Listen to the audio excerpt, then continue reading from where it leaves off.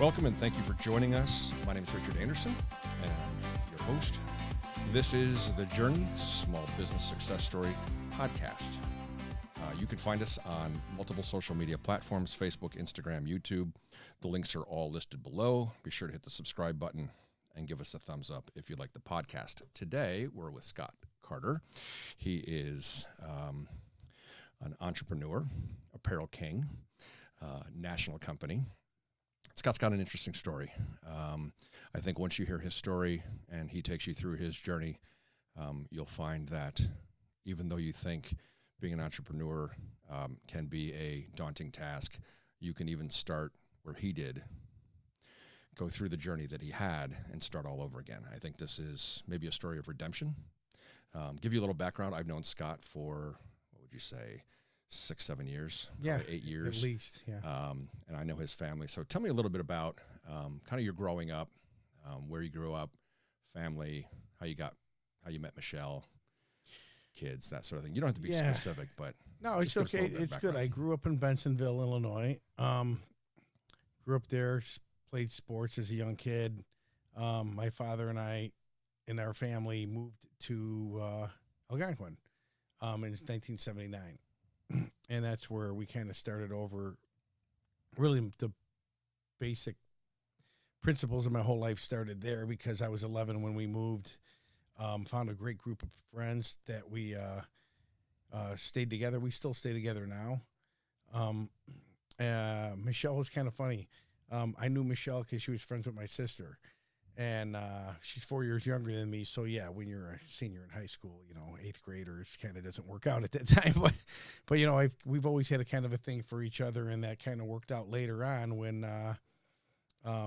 we got older. And I was married, got divorced right when she was engaged and broke up her engagement. And it was just fate. It happened. We just hit it off at the same exact time, and we've been together since. So growing up, you thought Michelle probably was somebody you'd want to be with I knew long that. term. Yeah, it was just kind of. I mean, I've known her as long as I've known. Actually, I've known her longer than I've known you, and there's probably not 5 other people on the planet that are nicer than her, right? Yeah, she's a great woman. I can tell you what, she's the backbone to everything that I have. So without her, I got nothing. And so if people say, "Oh, you're a great guy," great guys are only made by great women. It's an interesting point.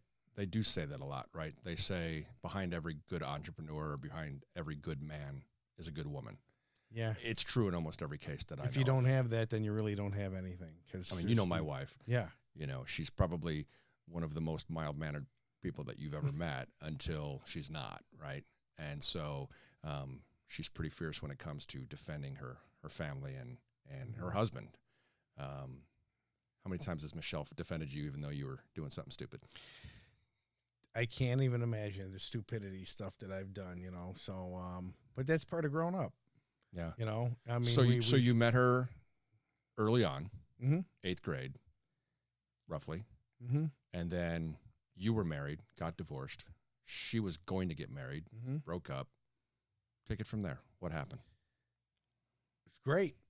The day that I got divorced, she broke off her engagement, and I was at home, and my mom called me, and she said, "You got a package at the house. You got to come pick up."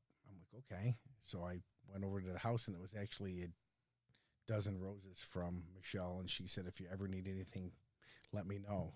And oh, hell yeah! I was like, definitely. I'm like, right away I call him like, "What are you doing?" This was just a long time. It just, there's moments in life that define people. We weren't defined early. It just wasn't the right time, but it was definitely defined at a later date, which that's why we're still together. So. You've got 3 kids. 4. 4 kids. 4 kids. I don't want to leave one out. So you got 4 kids. Mm-hmm. Ages? My oldest son lives in California. He's 30. My second oldest is my son. He lives in California as well. He's 28. Our daughter is 23. She lives in Chicago, and our other daughter is 20 and lives in St. Pete. Actually, Treasure Island. She goes to school at University of South Florida in St. Petersburg. So you were on one path. Michelle was on another. Those paths didn't work out. Mm-hmm. Now you're together. Yeah. Probably similar in your business, right? Oh, yeah. So what'd you start out doing? When I started first, I was 14 years old throwing newspapers because I knew that like no one was ever going to give me anything. My dad was in construction, just couldn't afford to send us to college. I wasn't a big college person anyway, so I knew if I was going to get anything, I'd have to get it on my own. So I started throwing newspapers on my bicycle when I was 14. Picked up a job at Kinney Shoes in Spring Hill Mall. So before you go on any further, for those who are probably under the age of 30, Right. don't have a concept of what it is to throw a newspaper on a front door. Oh, yeah. Because newspapers just about don't exist anymore. Oh, they drop them off at my front door. I'd roll them, rubber But band them. the hardest part of that wasn't getting up in the morning and rolling newspapers and delivering them. It was, collecting the money, right? You had your punch card on a ring. Yeah. And you had to go around. Yep. And you had to get the money. Yep. You knock on the door. Hey, I'm here to collect for us, it was the local Daily Herald. We'd throw, or the Northwestern Herald, or whatever it was. We'd go to collect the money. Oh, I don't have it today. Okay, flip to the next ring, go to the next house. But you were responsible to the newspaper company for all that money. Mm-hmm. So it was an incentive for you to go collect it, and then you kept a portion of it, right? Mm-hmm. And you gave them a portion of it. That's correct, yeah. So small entrepreneurship at that point. It was great because it tested out who you could be. Obviously, the better you did, the more reward you got. So that's one of the keys to my success that we may get at later, but I'm going to bring it up right now is if anybody asked what I had to ever do, I would always bet on myself. There's no other person that I would bet on besides obviously my wife and my family. But I mean, when it comes down to business, always bet on yourself because you're the only one that's going to do what you're going to do, know what you're going to do, know what needs to be done, and have the drive to get it completed. And everything else is just small talk. And from what our conversations have been, and I know about you, you've passed that down to your kids. Yeah. My son is funny. My son has job opportunities, and he said the same thing. He had an opportunity, and one of his things was, a percentage of his compensation. Yeah, he's in sales. So they said, we'll give you a signing bonus, or we'll give you less of a bonus and a little bit more of what do they call that? Less salary, more compensation, or more back end commission. Yeah, commission. Yeah, so he's getting the commission. He said, "I'll take the commission." And the guy said, "Well, that was a quick reply. What was with the commission response?" He's like, "Because I always bet on myself." He goes, "I know what I'm going to do." Yeah, so he's got the same mindset. Yeah, and and it's upbringing. The kids knew that when we had, what we had, and they're going to get what they're going to get, and there was pretty much nothing, and they knew they needed to take care of themselves, and that's why all four of our kids are successful. So if I were to pass today, I know that one thing good for me is they're all in a good direction, and if I ever got one thing good in life, it's I did my kids a good favor, and I got four good kids. So growing up, what were the jobs that you had while they were growing up? So you got married, had kids. What do your kids know other than what you're in now? What did you do with them growing up? What do they know Scott as? My entire life in construction. After the whole throwing newspapers and working at Burger King and all the stuff that everybody else does, graduated high school. My father started a construction company, so he needed a right-hand guy. Felt like I needed to support my father, and I went to work for my dad. Worked, a lot of people are like, "Oh, you're working for your dad?" Yeah. Bullshit. Right. That's not always how it is. It's always worse because you're the son. But I worked my way up. I worked my way up until I was a superintendent of the company. Unfortunately, my dad's business kind of struck hard times. He folded up. I got a job immediately with another company, and I was there for a long time. Did real well. My dad started up a second company, asked me to join him, kind of going against my better judgment, but still being my father. I went to work for him again. Did you find that it was out of loyalty, duty? Maybe you owed him? Kind of a loyalty thing. I mean, no matter what, it's my father. And when your dad needs you, you need you. You know, I mean, it's just like one of those things. And it was kind of a good thing I was there for him because he had a heart attack back when he was 60 years old. Right when he turned 60, he had a heart attack. He had no one to run his business, so I took over his company for him until he was able to get back on his feet. Otherwise, he'd have lost it. And then as my dad grew older, his company got bought out by another company, and he just kind of got sick of working for somebody else. And he decided to start another third business on his own. And I was like, Dad, maybe time to retire and throw up the gloves. And against my better judgment again, went to work for my dad. And that's when 07 hit. 07, 08, the real bad construction housing market, everything just went down. Yeah. The whole housing market went down, and about everybody I know that was in the construction business lost their jobs, including me and my wife, which was weird because my wife and I were both working for the same company. And as a partner, I signed a $575,000 loan. Did not know that was going to come back to me later, but when the company that my dad had filed BK, the bank came after me for $575, and of course I didn't have that kind of money. I was just a partner, you know, working, trying to grow my dad's business. And so my wife and I went from making just over $150,000 a year to zero. Wow. In one day. I can't even imagine that. 4 kids. Yep. 2 incomes. Same company. Wake up the next day, you've got nothing. Absolutely nothing. So one of the questions that we ask here is, what was the turning point in your journey? What was the moment you decided that you needed to make choices that would set you on the path that you're on now, but you didn't know it at the time? Yeah, you never know what you're going to be up against, but the thing about it is you always got to kind of hang your head up. So we were motivated. I got a job as a bartender. Thank God I knew some people, so I was bartending. My wife was still at the time looking for a job, but because we had bills and no income, collecting unemployment, the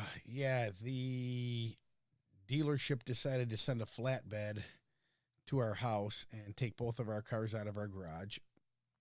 I had to pull all of our kids out of all sports, every activity that they were in, cheerleading, dance, that all went away. And basically went from everything to nothing. I mean, we started getting food out of the food pantry. Thank God for the church. Light of Christ Church helped us out a lot. Food pantry, that helped us out. I was a little bit disappointed in the state because we went to the state for help for food lunches and to try to get on the food program for our kids. And we made too much money on unemployment to qualify for state aid. What did your kids think during that whole time that you were going through this? Obviously, you're going through it. Michelle's going through it. What did your kids think? They were confused. Obviously, they were confused. How old were they at the time? Well, you're talking 2010, so 10 years ago. So our 23 is 13 and 15. Okay. They're old enough to know. So high school age. Yeah, they're old enough to know what's going on. Where it impacted them to a degree. Yeah, sure. Absolutely. They knew what was going on. That's our 2 younger daughters. Our 2 older sons were impacted on it at the point where, you know, obviously they were in the upper part of high school and into college and stuff. Biggest part of the whole thing was one of the defining moments, driving home from church with my daughter. And my daughter looked me in the eye and she said, "Are we going to lose the house?" And I said, "Yeah, probably." She was, "What are we going to do?" And I said, "I don't know." I actually didn't have an answer. It's the one time in my life that I actually didn't have an answer for what my next move was. So, being we had nothing, kind of hard to go down when you're down. Right. Low point. Yeah, still not the lowest point, but getting there. We struggled. kids understood. How did their friends react? Did their friends know? Did they keep it from them? Did you keep it from your friends? No, I told all my friends, but it's amazing is how many people that you know that are your friends. And then when you need help, how many friends you really have. You know, that's a really interesting point. It's everybody's your friend when the times are good, right? Sure. When they can you're get the guy paying the bill, you. when you're the guy right. getting you. I mean, when you're having a great time and everything, but when you can't do what they're doing, or you can't be there what they do, or all of a sudden you need help. Yeah. You know, they say that so many backs turn. You really find out about somebody when they don't need anything from you anymore. Right. Where do they go? Did they stay with you? Do they stick by your side? Or are they gone? The handful of people that stayed with me are still my friends today. Interesting. The other thing is, it's funny because when you go through that and you actually open up to people, you'll find out how many other people are going through the same thing that you did or are, right? And they're just too afraid to say it. I find that when I open myself up and I'm vulnerable, right, then people tend to open up to me as well, and it's therapeutic.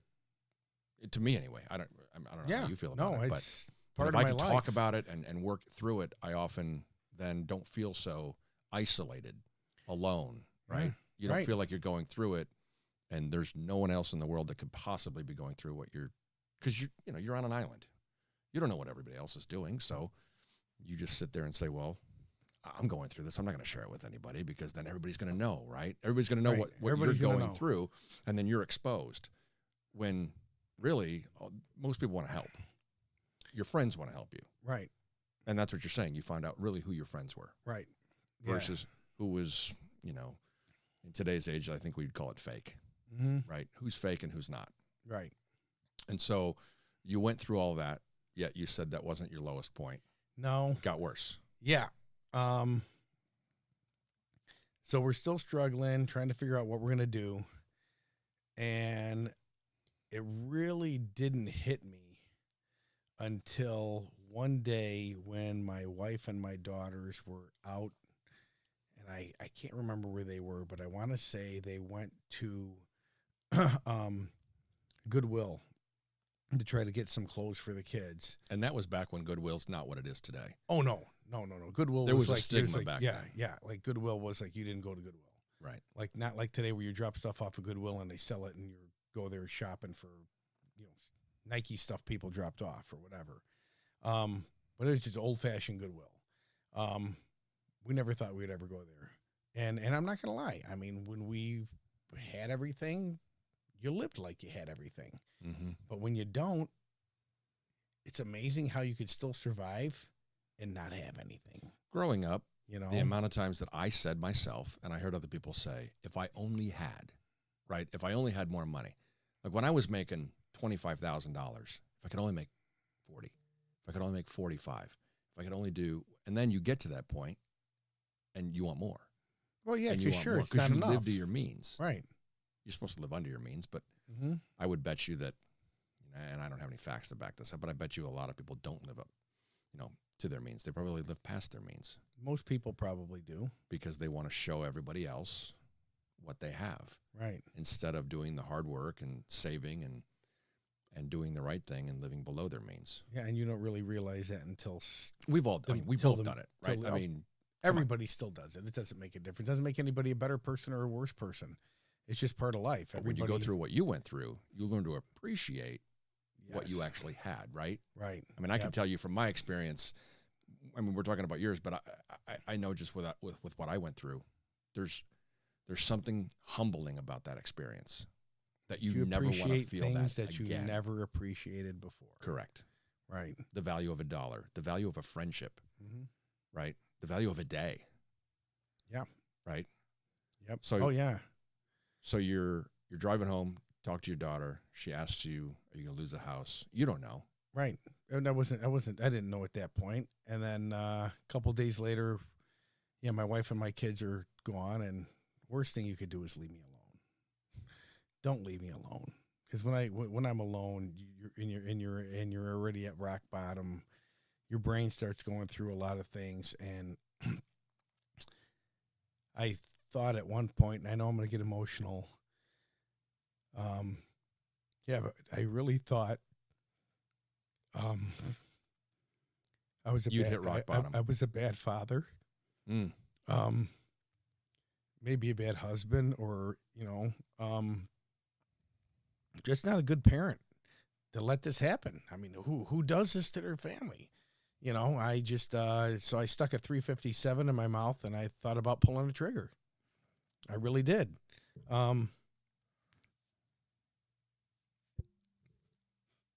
That was the lowest part of my life. I thought about it, realized that what had happened wasn't my fault. It was just society at the time. And that's when I decided that no matter what happens, I'm never going to be like that ever again. So with a little bit of hard work and determination with my family, we decided to start figuring out how we're going to better ourselves with nothing. And then I think God just blessed us. One day, my wife had a reunion, class reunion, ran into a friend, and my wife didn't even want to go to a reunion. One, we couldn't afford it. And then the other part was she was embarrassed, if anybody found out that what was going on. But she went. A friend of hers even offered to pay for her to go to the reunion after she told her what happened. Just fate is in so many different things that you can't even imagine the opportunities that come up unless you look for them. So my wife went to the reunion, and a friend of hers owned a uniform shop. They started talking, and she offered my wife a job, which was great. So now my wife had a job. So now, obviously things are starting to pick up a little bit. I still have a job. I'm bartending. But the lady who owned a uniform shop wasn't happy with the people that were doing her embroidery. And, the travel back and forth, trying to drop stuff off and pick up things. She wanted to have a machine in her own shop to be able to do her own embroidery and have control of her business, which was a great idea. But she didn't have anybody to run it. So my wife comes home one day. It's kind of funny. My wife comes home one day and says, "Hey, you want to start our own business?" I'm like, "How the hell are we going to do that?" She goes, "Well, here's a picture of this big machine that does embroidery. And my friend's going to help us. She's going to purchase the equipment. We're going to pay her back monthly. I'm already working there. You can set up shop in the back of her shop. And instead of her going and traveling all over the place, what's better than getting your own stuff done in your own shop, right?" And I'm like, okay.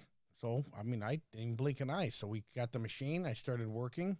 We opened our business up in 2010 and started working in Crystal Lake with the uniform company, and things were going very well. Matter of fact, it started going so well that I wanted more. So I went old school, started beating on doors and cold calling and just old face-to-face, meeting people. And you're still in the shop with her. I'm still in the shop with her, but I'm out there because we have our own business. We're working for her, and I'm trying to grow my business. And just through sheer determination and will, people saw me as who I really was, and they knew they weren't just buying apparel from a business. They were buying me. And we grew our business to the point where we just couldn't fit in the back of her shop anymore. So we mutually decided to move out and get into Huntley, where we're now. But in a smaller spot, we got where we could afford a small 1,000 square foot unit.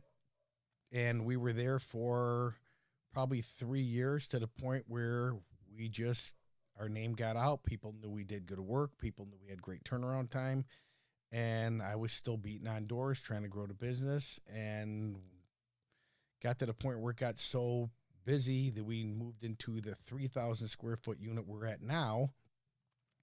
And things are going well. Good. So, it's just, when you're on the bottom and you got nothing, there's only one way to go. And you just got to be able to have the determination and sacrifice a few things to get some other things. And my wife and I sacrificed a lot of our time and effort to build our business. How much time were you away from the family then? Quite a bit.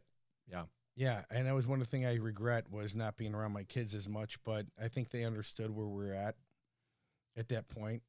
Because you went from rock bottom. Now you've got an opportunity, right? Mm-hmm. So your journey went from almost marrying somebody else to... I was married. Right. You were married. She was almost marrying somebody else. She was almost married, yeah. To you leaving that marriage, mm-hmm. her leaving that relationship, you getting back together, having 4 kids. You'd probably say that in the construction business, times were really good when they were good, mm-hmm. and then it got really bad. And you went through, I can't even imagine the position you felt you were in.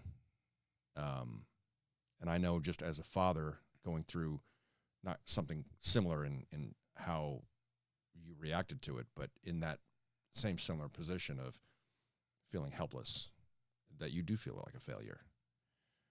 But failure is an opportunity to learn.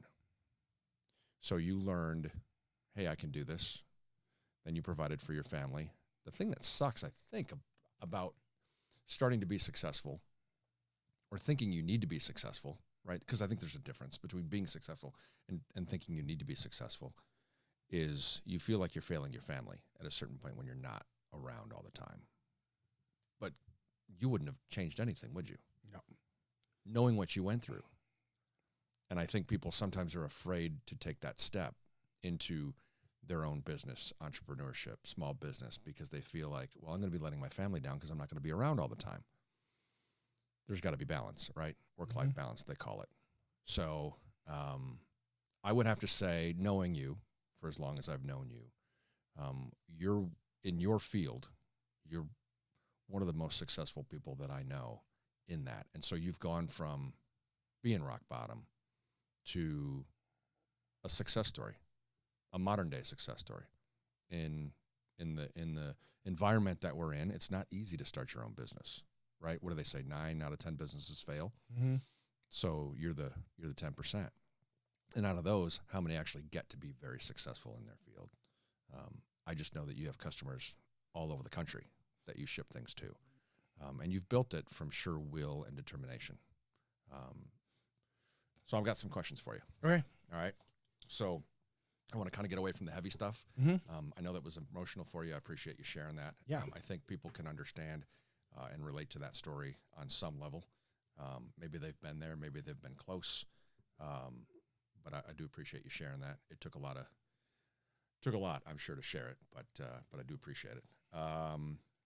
What do you think the most common reason is that small businesses and people who start an entrepreneurship fail?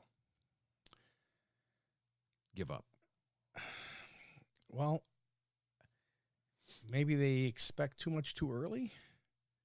And that's just speculation. I've never expected a lot, and maybe that's one reason why we succeeded is, you want, but what you want and what you get are two different things. I mean, you just can't wake up in the morning, roll out of bed, and be like, okay, I'm going to have 100 people call me.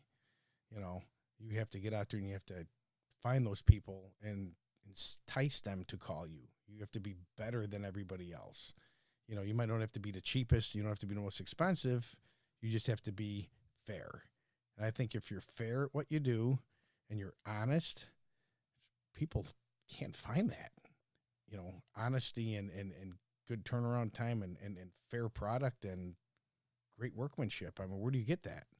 And I think maybe people maybe they think it's coming too easy. I don't know. But I never thought anything would come to me easy after what I went through. So it was just a little bit different on my end. But you have to fail to be better. I'm not going to sit here and tell you that everything that I've done in my life, even with my new business, has been perfect. I mean, I've learned from my mistakes. It's how I went to school to learn how to do the embroidery, but even if you still have to try. And I think failing is good, honestly, at some level, because it makes you a better person. We all have scars from what we went through, some more than others. You have different scars than I do. Somebody else who walks in the room might have different, but we learn from them. Mm-hmm. I like to wear them as kind of a badge of honor. Like, this happened to me, and yet this is what I accomplished even after I went through that. And so many young kids today haven't had the same experiences that we've all gone through. I would say that it's not easier in today's society, but in some ways it is, right? Social media. It's easier to get your message out there. Back in the day, you couldn't do that. You couldn't just have something in your hand that allowed you to connect with the entire world. Mm-hmm. So, when you started your business, you didn't have that. You didn't have the ability to market. You didn't have the ability to reach thousands, millions, potentially, but thousands of people with a simple email and social media. And I think the youth of today thinks it's so easy because all I have to do is set up an Instagram account and a YouTube channel, and I can just start my own business and be an influencer. I'm sure if you ask every young kid these days, what do they want to be? They want to be an influencer. Well, what are you influencing? So you have to have experience, and call it what you will, call our generation what you will. We've got a lot of experience. And so I think that helps on some level in the planning and the business execution that we have, because we've gone through the crap of, think about it, when you were in high school, you didn't have the internet. You had to look something up in a book. Yeah, when you wanted to go call your friends, you knocked down their door. And I don't mean to go old school and right. lose all the people in the audience that were like, oh, those old guys. But seriously, if you had to find something in a book versus just going online and finding it, it took determination. You had to stick to it and accomplish it. It wasn't as easy as just looking something up. I think that bodes well in business. You have to stick with it. And I think there's a lot of people that don't want to stick with it. They want it easy. They want the quick dollar. They want the quick and easy plan. And if you're going to stay in business, it takes a lot of hard work. I always tell people that when I started my own business, I never worked harder, I never worked longer hours, and I never had more stress in my life. Mm-hmm. But the reward is so much better than working for somebody else. Yeah, it's great. You hear people, oh, you own a business. Oh, it must be nice. Yeah.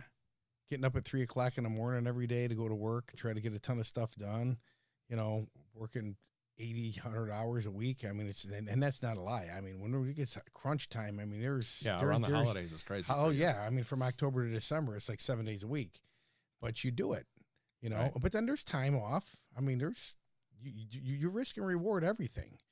And that's the best part about your business is it's not that easy. It's only as easy as you make it. Yeah. But people think it's real easy and oh, you're a millionaire, blah, blah, blah. No, not a millionaire. I'm still making it just like everybody else. But it is very satisfying knowing that I built this with my wife, and regardless of everything, every day I wake up, I'm very happy that we have what we have. What do you think prevents people from starting the business? Forget about why do they fail once they've started. What do you think is maybe the number one or two reason that prevents people from starting their own business? Well, it could be capital.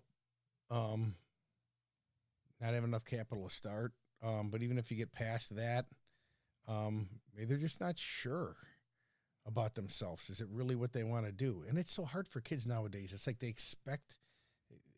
it's like society now expects people to graduate from high school and already know what they're going to do for the rest of their entire life. It's unfair, actually. And it doesn't work that way. Mm-hmm. So you don't have a chance to make up your mind. You're not even really sure where you're going, and I think that might prevent a lot of people because they're not really sure what they want to do.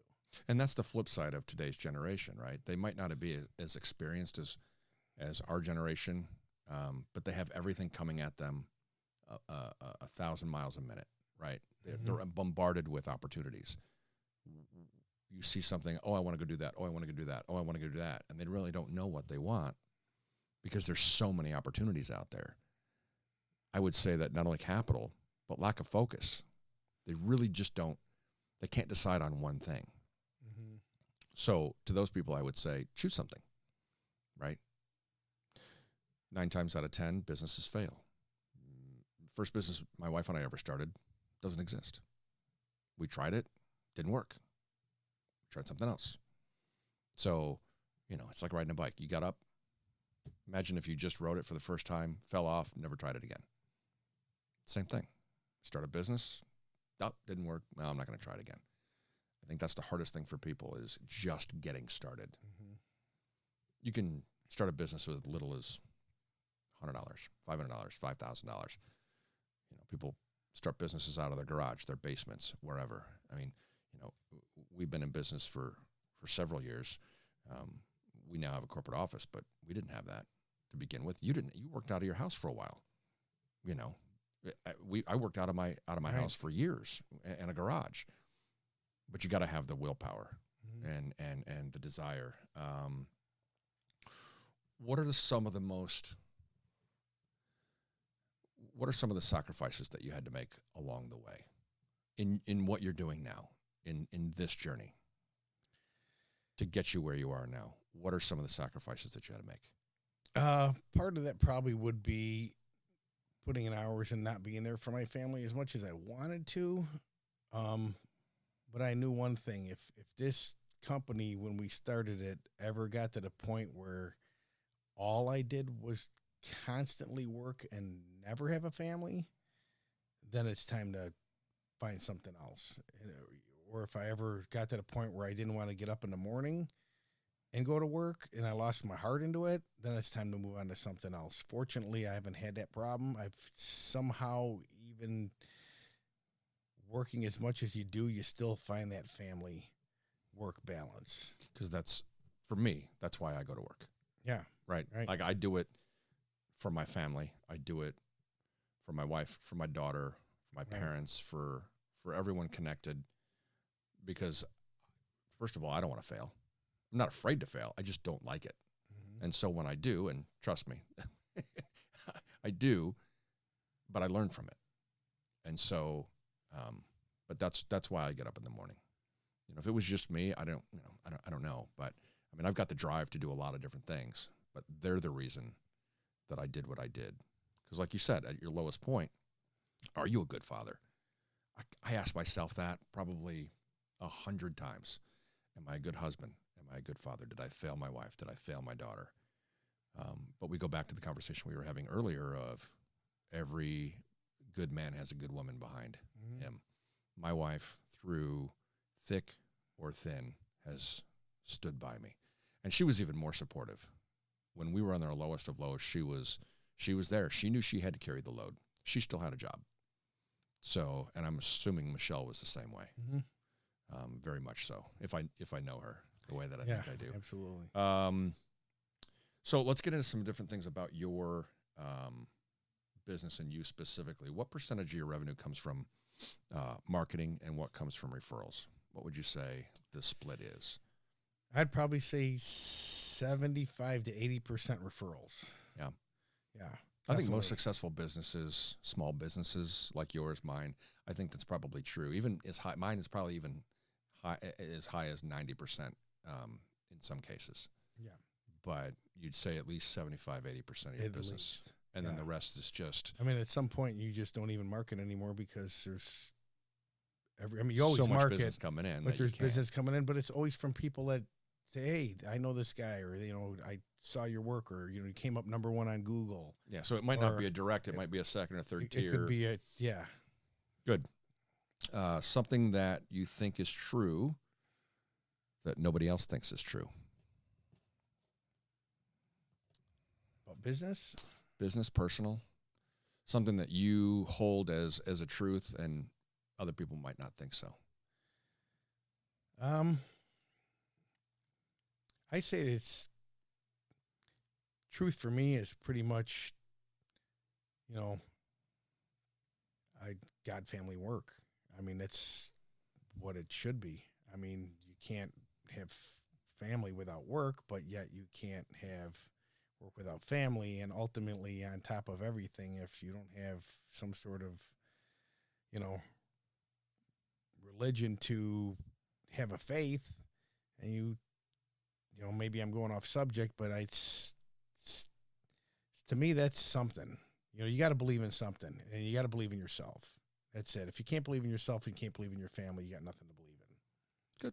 Good answer. What's the most common myth about your profession? Common myth? Oh, yeah, I want it tomorrow. Can I get that right away? Oh, it's just one T-shirt. Yeah, that kind of thing, or, I've had these done by somebody else that didn't turn out real good. And I know, I got a referral from somebody else, but, any chance I can get these right away. It's a common myth is I don't think people understand the process. How about I take this logo off my computer? Can you work with it? It's not professional. Or here's my business card. Yeah. Can you get the logo off a business card? Yeah. Several times. I just don't think people, and it's the thing, good thing goes for me. I don't know everybody else's business. Yeah. I don't know what they do. I mean, I'd be a fool if I walked in and I knew what they did. So my job is to educate the people that come in and have them understand what we do. So when they leave, they know not only the product they're getting, but they're educated on a little bit of what we do, to make them understand the process. And I think that makes them understand a little bit better, makes them a better customer. Good. I think you touched on this just a bit, but what are some of the resources that helped you start your business besides capital? What are some of the things that what were your go-to things to help you start? Like if you're talking to other people who are looking to start their business, what are some of the things that you looked at as far as helping you start your business? Was it family? Was it friends? No. Or was it just something that you got to go out and get it? I had nothing. I nobody knew who I was. So to help me start my business, it was basically just going out and making a name for yourself. That was it. Did you ever have to fire a client? And if you did, why? I've kind of got a little bit of a rule. It's kind of like the 80-20 rule. Like the top 80% of your customers require only 20% of your time. And the bottom 20% of your customers require 80% of your time. That's true. So I wouldn't say really necessarily fire clients, but you've always got that handful of people that just quite don't get what you do. And if you want to stay fresh, it's not a bad idea to recycle your customers, explain to them why you're making a move, and go out and get new work. Bringing in new work is always fresh, and having the people that seem to be dragging you down a little bit and, I wouldn't say taking your time, because time is not, time for a client is time for a client. That's what they should be. But you know what I'm talking about. I'm talking about, the people that just don't quite get what you do. Yeah. I just like to recirculate the business. There's customers that you don't want to have come back, and there's customers that you need to bring back. There are customers that you haven't had for a long time, and you always got to go out there. Face to face is amazing. Every once in a while, I just like to pop in. Some of my clients they're like, "Wow, I haven't seen you in a while." Yeah, I need to talk to you. Just want to say hi, And I think that's good for business too. Besides bringing in new people, it's always not about the emails. You turn down work? Yes, we have. And I think you should. I think the word no should be part of your vocabulary when you own a business, because you don't want to take on every single project. Every project is not for you. Some projects are and some projects aren't. And that goes for every business. And I don't think there's one person out there that doesn't agree with me that saying no doesn't help grow their business. And why do you say no? I think that's important for business owners to understand, that sometimes saying no actually helps your business. Because you got to know your limits. Right. Not only as just a business owner, as a human being, you have to know what your limits are. And if it's going to exceed your limits and it's going to push past your productivity, your turnaround time, your quality, and your workmanship. That's the thing there. And know you're not going to be able to deliver what they're asking, then you need to sit back and you need to look at what's right. Yeah, you you're known for, and most successful businesses are known for their quality, for their service. If you can't provide that, yeah, your name recognition is going to go down. Yeah, because some your referrals are going to go down. Not everybody that comes in has something that you really absolutely have to do. And if you're at 80% referrals and you start doing quality that's subpar to what they're used to, those referrals go away. Yeah. So it's all connected. Oh, absolutely, right. So I used to work with a guy that had a phrase that has stuck with me. He says, I've never lost money on a job I didn't take. True.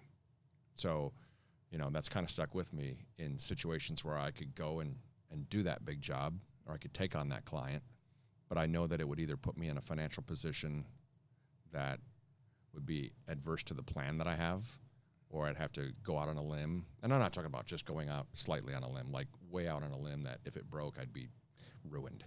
And those opportunities are tempting, right? Mm-hmm.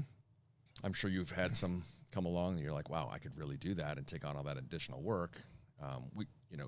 You were having a conversation with a group of people the other day saying, I can only take on so much at the holiday because I know I've got X amount of hours to get X amount of stuff done, and I can't take on any more. And you tell your clients, correct me if I'm wrong, here's your cutoff.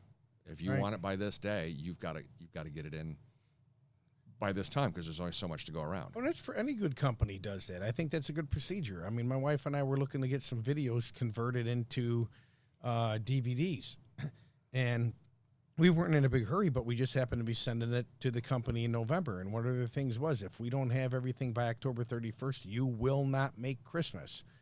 And it was very clear in their email that you're not getting it until sometime in January, maybe February. And I'm okay with that.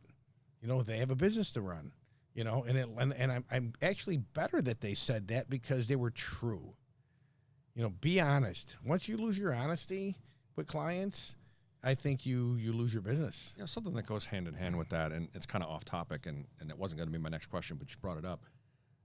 Let's talk about profit for a second. I think it's a dirty word in our industry that we don't talk about it enough. I think the perception is everybody wants it for the cheapest price. And I know when I go out and sell our services, I tell people I'm not going to be the cheapest. I'm not going to be the most expensive. I'm going to be right in the middle. Sometimes I am the most expensive. It happens, right? Rarely am I the cheapest, but I'd like to be right in that middle.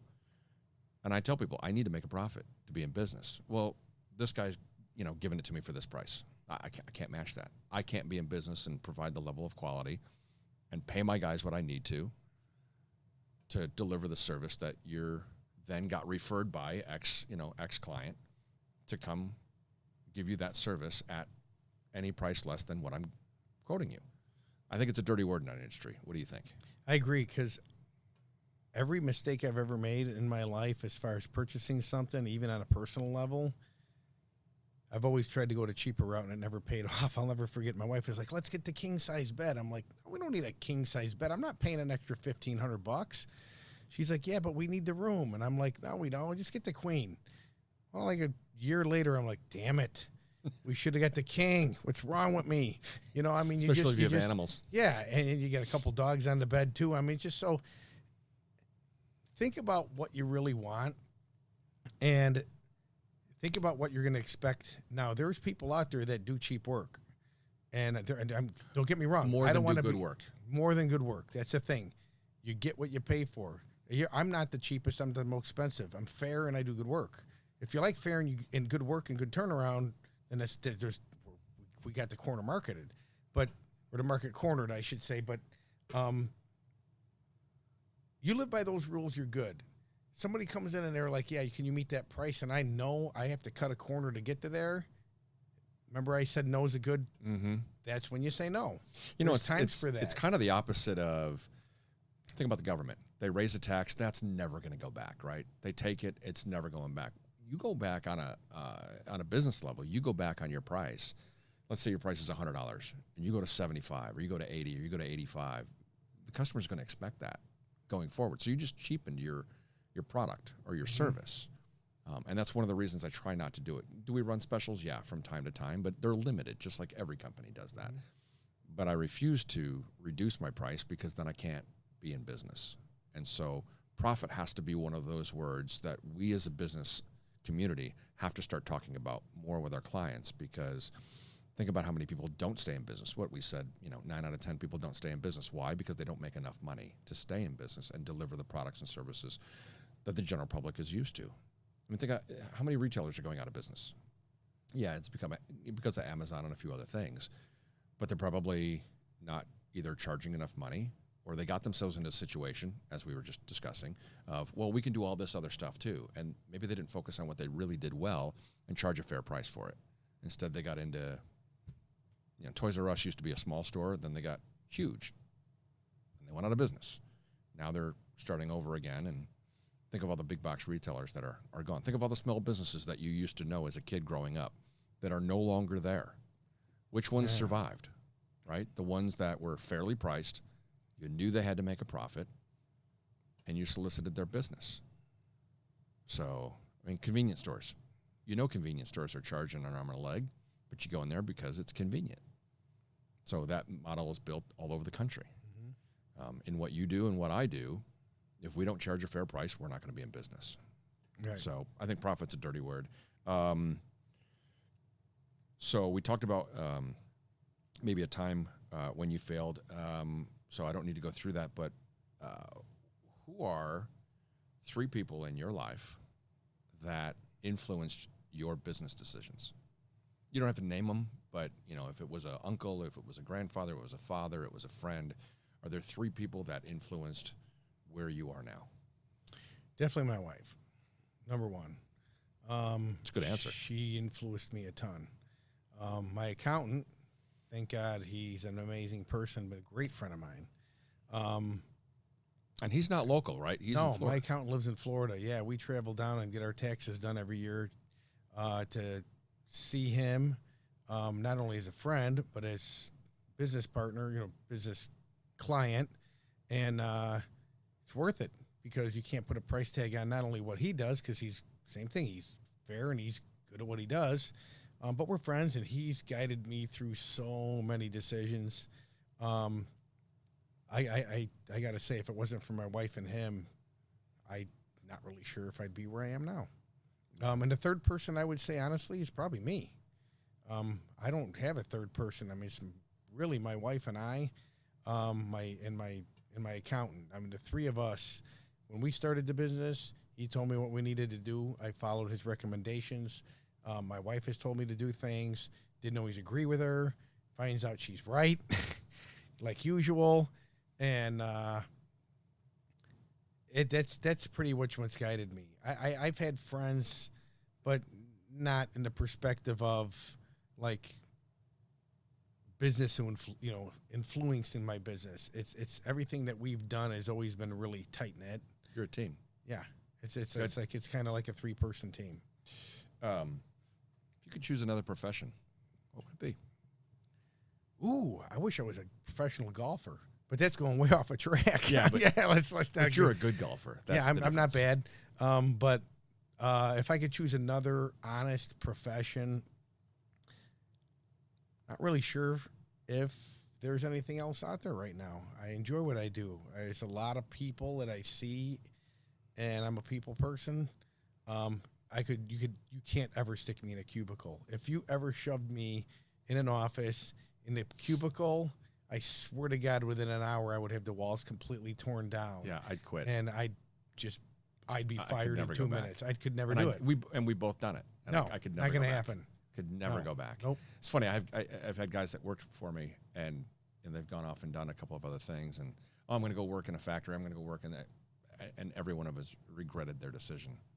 We give our guys autonomy. They go out. They're doing something different every day. They love it. As a business owner, that's what I love most. There's something different every single day on this job. You might be doing the same job, only at different locations, but there's always a new challenge, a new way to learn something, a new experience, a new customer and you never know who you're going to meet.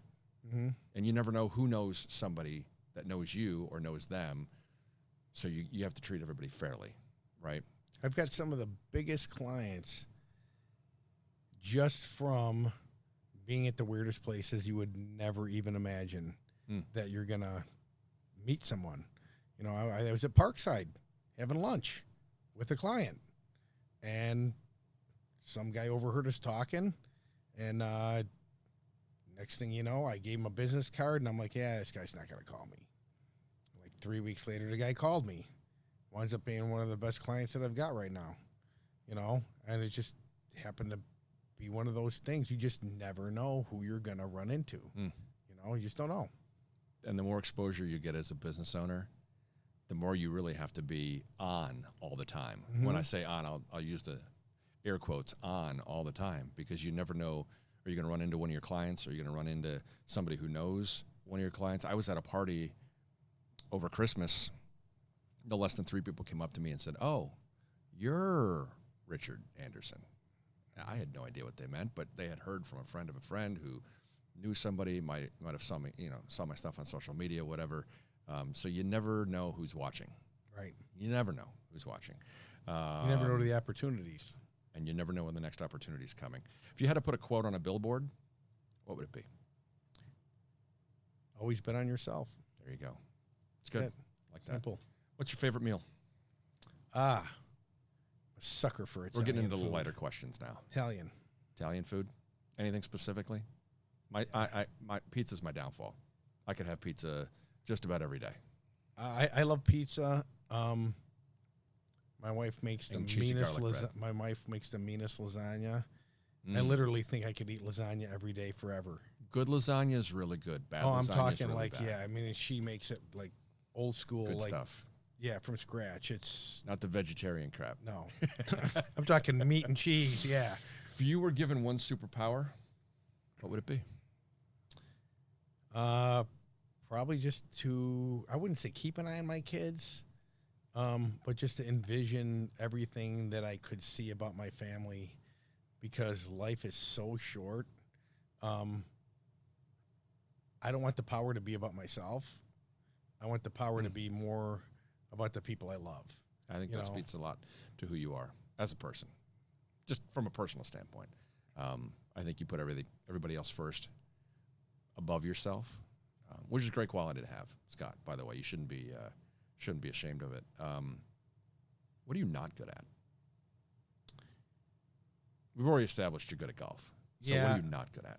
Not good at a lot of things in life. I mean, you try to be good at things, but I mean, without getting into any weird details, I mean, I'm not really great at baseball. But it's sports stuff, but like.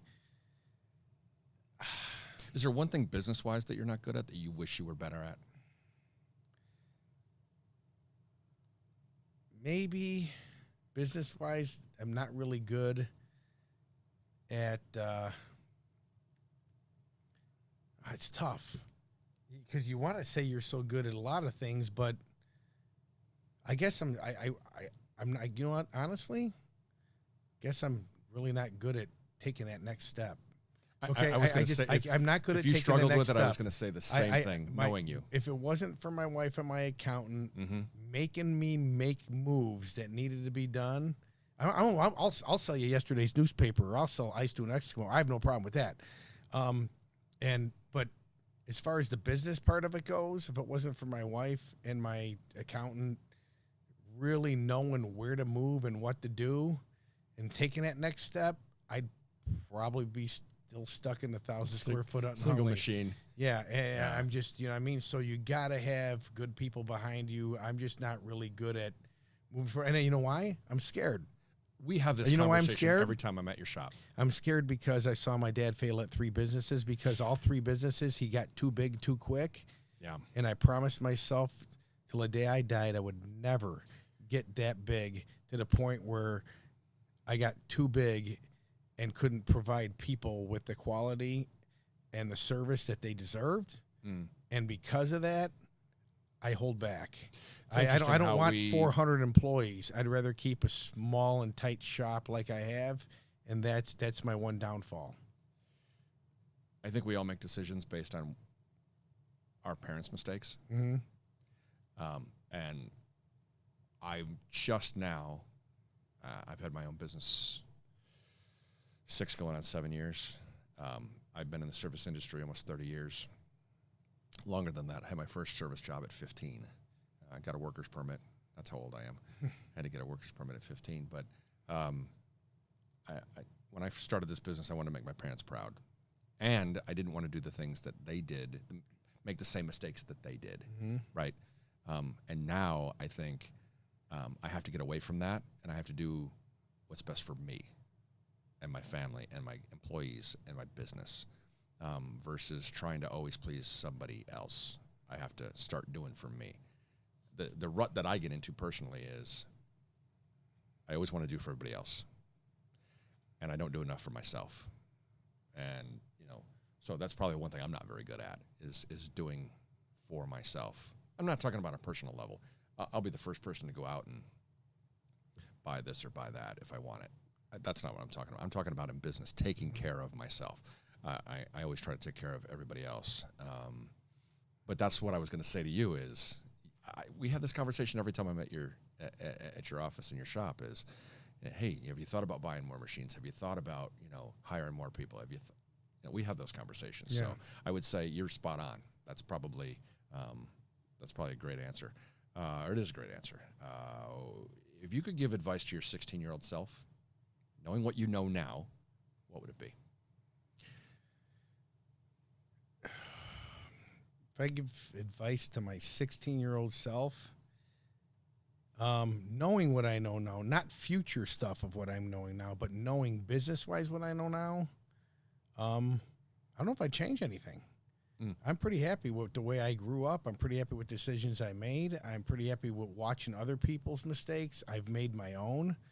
It's made me who I am.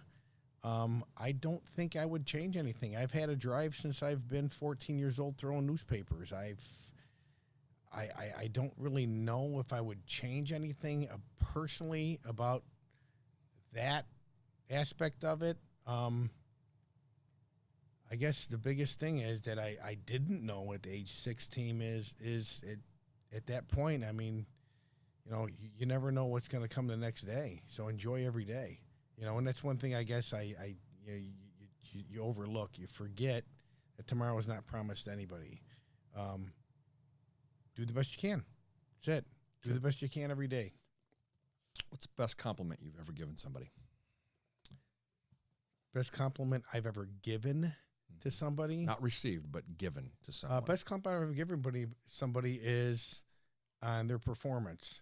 And I do this all the time. My wife and I go out for dinner, occasionally, and, don't expect anything other than what you expect, good service.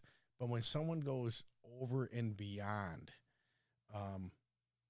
what good service should be, and they're making that extra effort, and I see that, and it reminds me of what I've done and where I've gotten.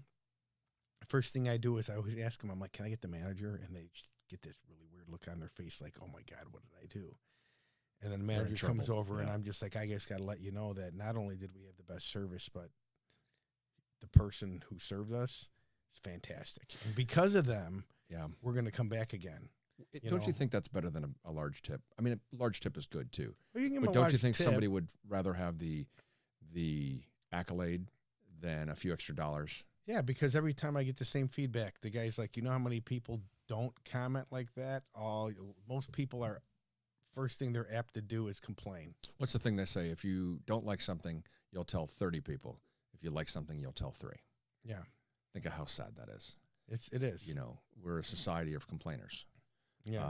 And so when people don't complain and they actually give you a compliment, I mean, I love compliments. Yeah. My guys are out doing the work, and first question I ask them every single time is the customer happy? Is the customer happy? I don't care about anything else. If the customer's not happy, that the direction of the conversation goes a little different. It's rare that a customer's not happy. It happens. And so I find out why is the customer not happy. But first question is the customer happy? And then I get phone calls. Hey, your guy did a great job. Hey, this person did a great job. Hey, this is great service. And I share it immediately. I'll text them or call them and say, you guys did a great job on that job. Kudos to you guys. So if you had to have dinner with any 3 people throughout history, doesn't matter who they are, what profession they're in, what they did for a living, throughout history, who are the 3 people that you would have dinner with? if you could. If they were sitting here, it didn't matter if they're dead or alive. Doesn't matter. Tough question. I think George Washington, I would like to pick his brain, and I'd love to have dinner with him because he was the first. What mistakes did he make being the first guy, the first person in office, the first person to be recognized as the president of the United States? I'm sure that wasn't easy for him. What did he go through his life?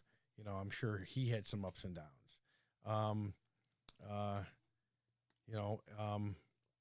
Thomas Jefferson. I mean, how many times did he fail? You know, one of the greatest minds of our whole world, but not just a great person, but a great motivator. You know, and I think one of the people that I probably would love to sit down with more than anybody is probably Michael Jordan. I knew you were going to say that. Michael Jordan has a God-given Michael Jordan talent. now or Michael Jordan in his prime? Michael Jordan now. Michael Jordan now has probably more to say about who he is now than who he was before. But I mean, I've seen his stats on things he didn't accomplish, how many baskets he missed, how many buzzer beaters he didn't make, how many game winners he didn't make, how many times he lost the game, you know, how many times, you know, he's just failed at, you know, something. And then you look at all the things he's accomplished. All those failures made him the greatest basketball player in the whole entire world. But people don't see that. There's some debate about that, right? Yeah. Not to get off topic and not to get into the sports minutia. Oh, but, no. But I mean, it's just what I mean. Well, I was going to say that some people say he's not the greatest of all time. I obviously growing up in Chicago, being a Bulls fan, in the height of, I mean, I was 20. What was that? 93, right? Around that time, 90 to 90. Was the 6 championships, late 80s to early 90s. Early, yeah. So I was the 6 championships were out of high school, 90, into college, 91, 92. Out of that, Yeah. I mean, I was young, so I'm a little biased. But you know, even the other players like LeBron and Kobe, Durant, you know, maybe a few others, Curry. I just don't think he set the bar, right? And you can look at it from a business perspective. He was what everyone wanted to be. And everyone emulated. I don't think once you are that person that anybody surpasses you, even if they rack up more stats. I think if you're the bar, right, you're the person that everyone wanted to chase. I don't think they surpass you, regardless of what they do, because he brought basketball to a different level. So from a success entrepreneur standpoint, he thought of things that no one else did, right? I mean, Nike's not the same company after. Before Michael Jordan, they were just a shoe company. After him, global, right? So when you look at it from that business perspective, he changed the landscape of business in the NBA. Changed the landscape of business in a lot of businesses, a lot of marketing, right? Spike Lee. I mean, you remember the commercials back for Michael Jordan, and he got into movies, and he's just done things that people can't even fathom. And today I know people are like, oh, I only grew up knowing LeBron and Kobe, so that's what I'm going to say. But Michael Jordan in his prime, he was just unstoppable. And he had that killer instinct of, I'm going to crush my competition. He could get done with the game, go have a beer with the guy, I'm sure. But during that game, he wanted to crush his competition. I think when people told him he couldn't do something, it made him more motivated to do it. And that was. Do you find that in your life at all? Yeah, absolutely. Yeah. That's kind of what motivates me. Yeah. Is I was told. Don't tell me I can't do anything. Yeah. Because as soon as you tell me I can't do it, then I got something to prove. And if I can't, I can't. I'll be the first one to say, okay, I can't. But if there's even a little bit of shed of doubt in my mind, I'll try. But doesn't it go to regret? Like, you're going to regret what you didn't do versus what you did do, right? I don't want to look back and say, oh, I could have done that, and I didn't. Right. I don't know. I try not to do regrets. I've made a lot of mistakes in my life, but after what I went through, it's hard for me to go back and look at anything anymore now as a regret. What I mean by that is, if I don't take a chance, if I don't take an opportunity, if I see something that comes along and I don't do it, am I going to regret that more than if I just didn't take you know what I'm saying? Like, if I missed an opportunity, am I going to think 10 years from now, I really should have done that? Is that going to be what I regret most in my life? You know, there's people out there. There's, I think Gary Vaynerchuk says, if you ever want to motivate yourself in business, go to a senior citizens facility, and they'll talk about regret. I didn't do this. I didn't do that. I didn't start the business. I didn't love my wife enough. I didn't, all the things that you were talking about, your low point. Was I a good father? Was I a good husband? It turns out you were an excellent father. You were an excellent husband. You did the things that you needed to do to get your family on the right track. I don't see those as regret, because you then took that next step. You took that opportunity, and I don't think a lot of people do. And again, back to, why do people not start their own business? It's fear of failure. It's fear of not taking that step. And then they regret it, right? So, but it's also taking the right opportunity. You can't just, and that's when you say, well, the things that I didn't do were maybe some of the best decisions in my life versus the things that I did do. All right, so we're going to end on something fun. Okay. It's called small talk. 1-word answers. Try not to do 2-word answers, because that's cheating. Favorite book or author? Kill a Mockingbird. Favorite travel destination?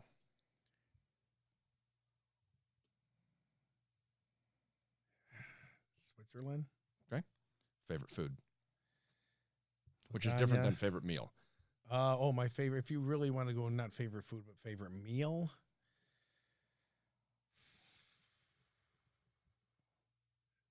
Filet.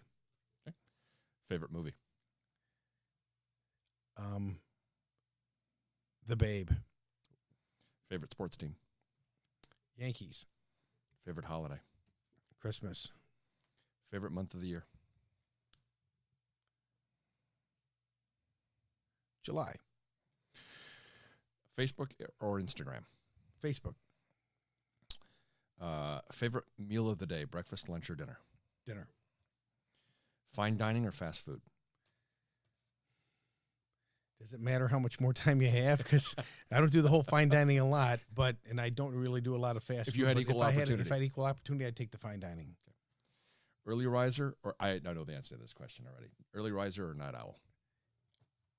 I'm up before I think anybody even fathoms the being up. Yeah, you're in bed 3. at 8. I'm in bed at 8 and up at 3. Yeah, that was an easy one. Dress or casual? Casual. Would you start another business? Yes. Favorite hobby? Golf. Favorite? Okay, we're gonna keep it clean. Favorite word? Hello. It's interesting. Just to break away from that for a second. When you network with somebody, what's the first thing that people always say? Hi, I'm whomever, and this is what I do for a living. And instead, I think the first thing that we should be asking is, hi, I'm so-and-so. How can I help you grow your business? Right? Mm-hmm. So that's just that triggered that thought. Trust given or trust earned? Trust earned, definitely. This is probably more, I could probably ask your wife this question. Ask for permission or forgiveness? Yeah. Should be permission, but yeah, at some point in my life, I've had the forgiveness part of it, so I'll split that. Do you believe in ghosts? Yes. Which is different than spirits. Greatest strength? Family. Biggest fear? Failure. Biggest flaw? I think we touched on this a little bit, of the not going to the next level. I don't know how you put that in one word, but caution, maybe? Yeah. I answered a question for you, sorry. Would you go back to high school? Never. Do you believe in being nice or being fair? Fair, always. Always. All right, so where can people find you on social media online? Just For You Custom Apparel has a Facebook page. You could find us on Facebook at Just For You Custom Apparel, Inc. And you can also find us on Google. We don't have Instagram. I don't tweet. We should change that. Yeah, I don't tweet. I don't do any of that stuff. We'll get you on TikTok too. Gonna sound stupid. Don't even know what that is. As bad as we'll that introduce sounds, you to all those social medias. I have no clue. I think in your business that might actually be good for you because then you show it. It's basically young person's version of short YouTube videos. They're very, very short clips. Yeah, LinkedIn. But we should get you on that because then you could market your apparel and people could see what you do. Funny the biggest thing is definitely Facebook, I think, yes, for our business. And Google. I mean, the Google reviews are the best. I mean, anybody wants to put a Google review, that's what spikes you up to the level you need to be. So when people look, I mean, we're first on Google right now for a reason. Yeah. So, Scott Carter, Just For You Custom Apparel. I appreciate you being my first guest on the Journey Small Business Success Stories. Yes, located in Huntley. Pleasure, sir. Yes, well, anywhere in the country, you can contract him to do your work. That's where his business is out of, but you can get him. You can get him anywhere. Again, thank you. Appreciate your time. I appreciate your time. Thank you very much, Richard. Thank you.